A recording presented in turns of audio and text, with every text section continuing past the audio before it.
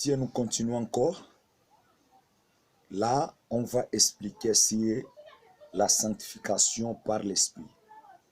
L'Esprit communique aux croyants une nouvelle nature. L'Esprit communique aux croyants une nouvelle nature. C'est-à-dire, nous devons participer de la nature divine. De Pierre chapitre 1 verset 4. Paul parle tantôt de Christ en nous. Il parle tantôt de Christ en nous. Il parle de l'Esprit en nous.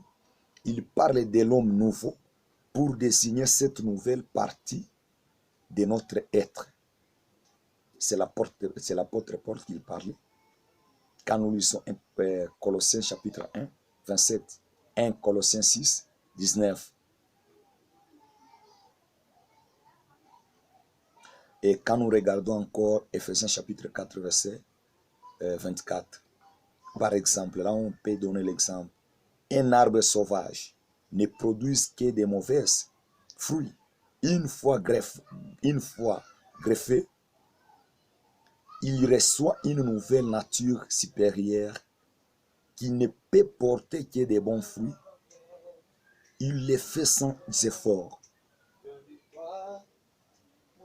Il les fait sans effort. Sans effort. Par exemple, comme l'arbre garde sa réelle nature toujours prête à reprendre là-dessus, le croyant conservera jusqu'à la fin son ancienne nature, c'est-à-dire la chair, la vieille homme qui est dedans. Mais marche selon l'esprit. Vous n'accomplissez pas les désirs de la chair. Selon Galates chapitre 5 verset 16 à 17, la chair a des désirs contraires à l'esprit. La chair que nous avons a des désirs contraires à l'esprit. Qu'est-ce qu'est exactement la chair? La chair n'est pas seulement le péché, non. La chair n'est pas seulement le péché en nous, elle n'est pas simplement notre corps, notre chair physique. Elle est plus que cela. La chair, c'est tout notre être, c'est tout notre être, notre moi, tout ce que nous sommes par nature, tout ce que nous sommes par la nature, en dehors de Jésus-Christ, ce sont de la chair. Ce qui est en dehors de Jésus-Christ, c'est ça la chair. Ce que nous ressentons en dehors de Jésus-Christ, c'est ça la chair. Ce que nous commettons en dehors de Jésus-Christ, c'est ça la chair. C'est Romains chapitre 7, verset 18. Le vieil homme, c'est nous-mêmes en dehors de lui. La chair est par nature vendue au péché. Romains 7, 18 à 27. Quel est l'homme qui n'a pas senti les capacités de sa nature à résister au péché? Cette chair impirable n'est pas changée dans les croyants. Comme les vieilles natures de l'arbre, greffée reste sauvage et ne peut être portée que les mauvais fruits, ainsi que la chair en nous ne se soumet pas à la foi de Dieu. Elle ne peut même pas, ça ne fera pas. Bien mené dans les charnières, c'est ça la chair. Si nous lisons Romains 8, 7, Galates 17, 19, à cause de cette opposition irréductible, de la chair à l'esprit, et son incapacité à être améliorée ou sanctifiée, Dieu pour nous affranchir. Pour nous, Dieu a affranchi, ne peut faire qu'une chose. Là, nous voyons la crucifixion.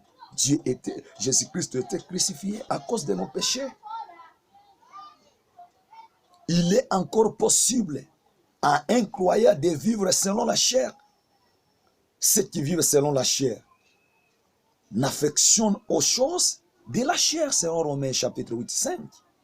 L'apôtre Paul écrit aux Corinthiens en leur reprochant d'être charnel. Homme charnel, selon 1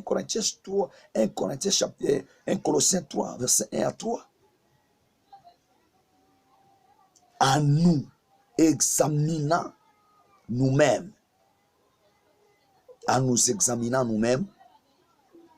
sommes obligés des chrétiens, des charnels, peut-être sommes-nous encore. Si ce n'est pas le cas, prenons garde aux très graves conséquences qu'entraîne à une telle conduite. Si nous vivons selon la chair, vous saurez. Ceux qui vivent selon la chair ne sauraient plaire à Dieu. L'affection de la chair, c'est la mort. C'est Romains 8, verset 13 à 6. L'esprit en nous est la puissance des subjuaires de la chair. L'esprit est puissant. Et si la leçon simplement agir, il nous rend réellement libres. C'est le Romains 8, Romains chapitre 7, verset 14 à 26.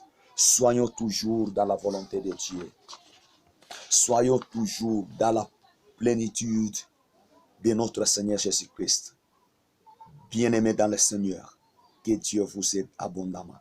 La base de cette victoire a été posée de la croix. Nous avons des victoires à cause de Jésus-Christ de Nazareth. L'Esprit ne fait que de rendre réel à nous ce que Christ nous a dit au Calvaire sur les croix. Il a vaincu la mort pour sauver l'humanité. Venez à lui, vous tous qui êtes chargés. Il vous donnera du repos. Jésus n'a pas seulement porté nos péchés, il a pris en nous notre vieil homme, il a crucifié, il a trompé ainsi notre chair, racine de tous nos péchés que nous avons fait comme un effort de nous-mêmes. Reviens, Dieu t'appelle, il est le vainqueur des vainqueurs. Ni à faire mourir d'autres choses, il a voulu crucifier son corps pour sauver l'humanité. Que Dieu vous bénisse abondamment. Amen.